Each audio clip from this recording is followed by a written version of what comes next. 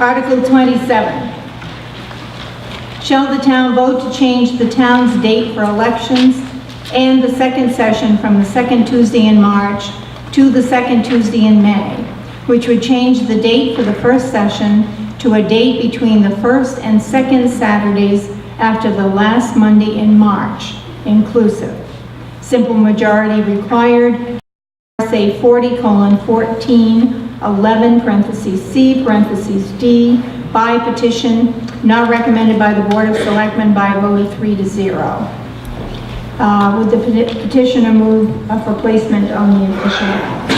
Thank you, Madam Moderator. I would like to motion to move Article 27 for placement on the official ballot as presented. And seconded, please.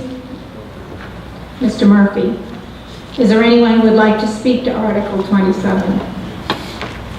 Yes. Mrs. Eichinger. Yes, Barbara Eichinger, 558 Edgewater Drive. The object of the game here for the petitioners was to allow more participation in the town deliberative session and vote. In Guilford, we have an aging population. A lot of them are snowbirds, and in February and March it's pretty cold. They are either down in Florida or they stay in their houses. And so if we move to slightly better weather, we're hoping to get more individuals to participate in deliberative session and town vote. And so that is the intent of the article. Any other comments or questions? Mr. Hayes. We've looked at this before as the Board of Selectmen. We actually talked about changing the fiscal year from January, December to July, June. It's very expensive to do that. What this article does is it limits the ability of the town to govern itself. Right now, we run from January until town meeting day, spending money that really has not been authorized yet. It's the way government works in New Hampshire. It's about 9 to 10 weeks that we spend money. We plow roads, we buy salt, we run the town clerk's office, we staff town hall, we run the sewer department. We run the police and fire department on money that we expect will be passed at the town meeting in March. This would postpone that authorization an extra 8 weeks to about 17 weeks. So we'd be running almost half a year without the authorization to really run town. Yes, we'd probably spend the money just the same, but it also inhibits the town the ability to bid contracts for work that normally gets accomplished in the summer because we aren't authorized to do so. Normally, our road maintenance contract is bid after town meeting because we have the money that's authorized. And then we can put a contract in place and get the work done early at what we find are much better prices. If, in this case, the article passes and the town meeting isn't held until May, we can't bid work until June, and now all of a sudden we're into the high season for bidding, in this case, paving jobs. Buying equipment is another issue. The other thing that I find very odd about this, and I can understand Mrs. Eichinger's position about getting the people from Florida back here to do this. The people in Florida, as well as you and the other 6,000 registered voters in town, elect selectmen, a tax collector, budget committee members to do their work for them. And you can see by the participation tonight, out of a town that has, I think, 6,000 voters, we had 131 registered voters at this meeting tonight. And I would maintain that in May, when, yes, the weather might be better and people would be back from Florida, there are also other activities going on that don't happen in the winter. And I don't believe the population at this meeting, the attendance at this meeting would be any different. And what we see now is 131 people doing the work for the town of 6,000 registered voters. So that's the long story. The short story is we do not support this article. We don't think it's good for the town, and we ask you not to support it. Thank you. Yes.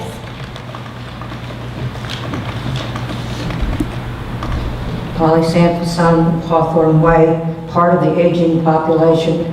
We've done this. We had a special town meeting about changing it. A lot of the arguments that were made tonight were made then, resoundingly voted down. I don't see any reason to bring that back up again. Thank you. Again, a quick and simple statement, and that is most of the people that are in Florida because of tax implications are voters in Florida.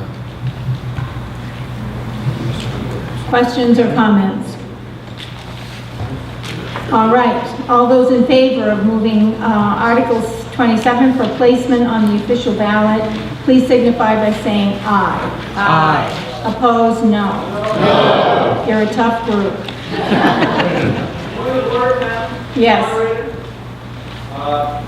Warrant article in the ballot, the selectmen vote,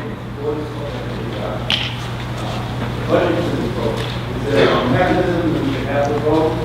This body also included in the printed on ballot?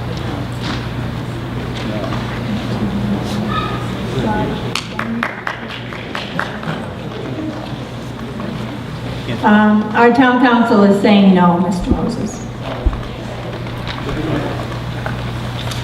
So your moderator is declaring Article 27 to be placed on the official ballot. It might be just the hour that we're... Article 28. Shall the town vote to adopt an ordinance that all town non-union employee contracts be approved by the voters? Simple majority required by petition, not recommended by the Board of Selectmen by a vote of 3-0. Mrs. Eichinger. Thank you, Madam Moderator. I would like to move Article 28 for placement on the ballot, on the official ballot as presented. And is there a second? Mr. Murphy?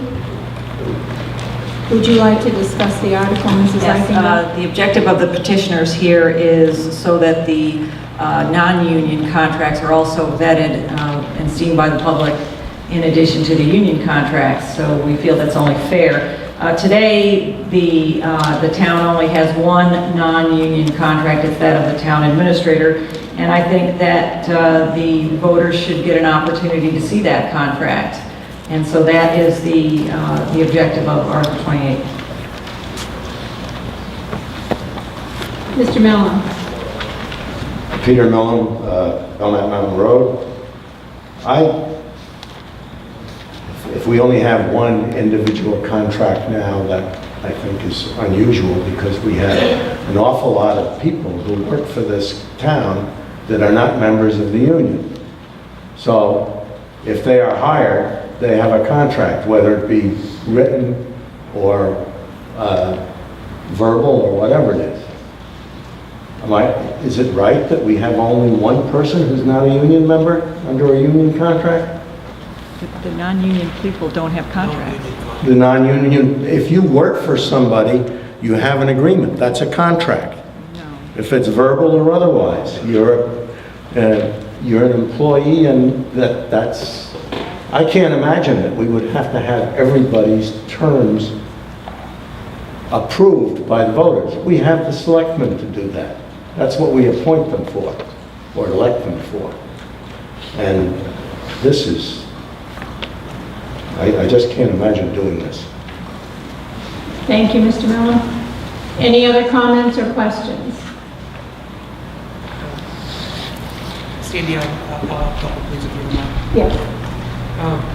A couple issues was just pointed out, there is only one, and that is a matter of a public document that any resident can request at any time, and it'll given, of course, free of charge. And that again is for the town administrator. Also concerning this article, the Board of Selectmen has received legal opinion from our town attorney that this petition article isn't legally binding anyway. I don't know if, Walter, you want to discuss that now or wait. It's up to you, Walter.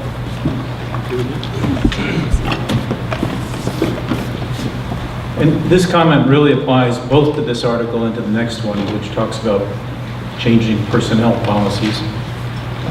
In both of these areas, it involves the hiring and firing town personnel. And those are functions that are delegated by the legislature to the governing body, the Board of Selectmen, and not to the legislative body, this town meeting. And there's just no authority for the town meeting by which the town meeting can take over those functions. So that's what Gus was referring to, that even the adoption of this article or the next one is advisory only. And again, just addressing that, continuing to address that, excuse me,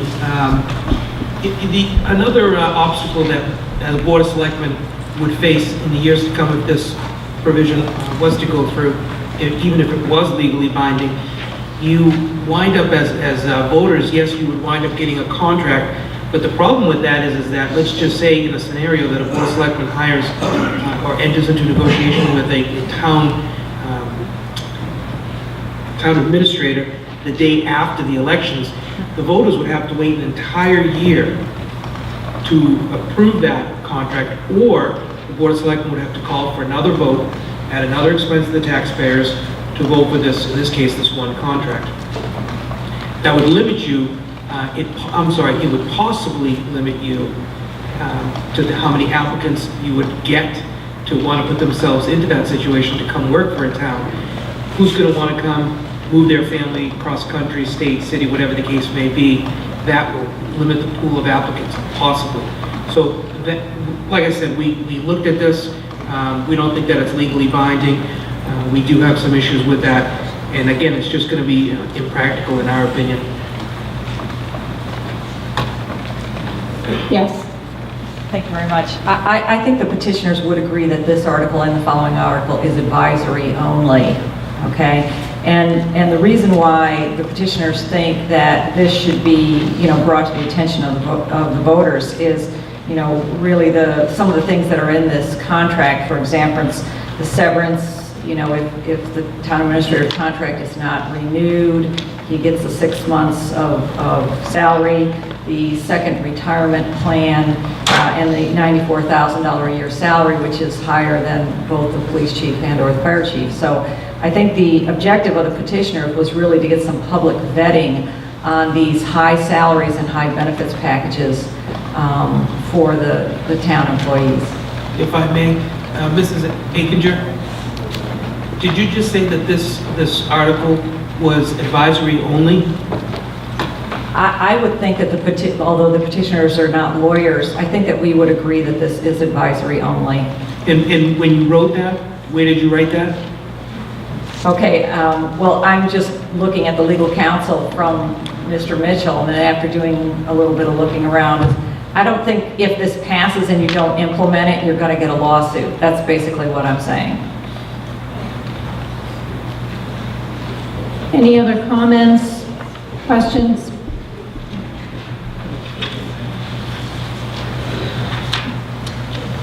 All right.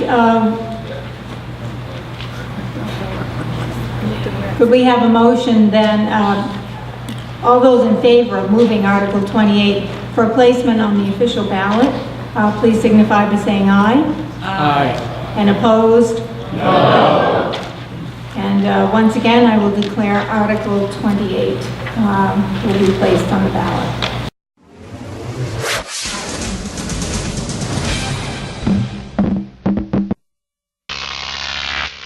Croc TV.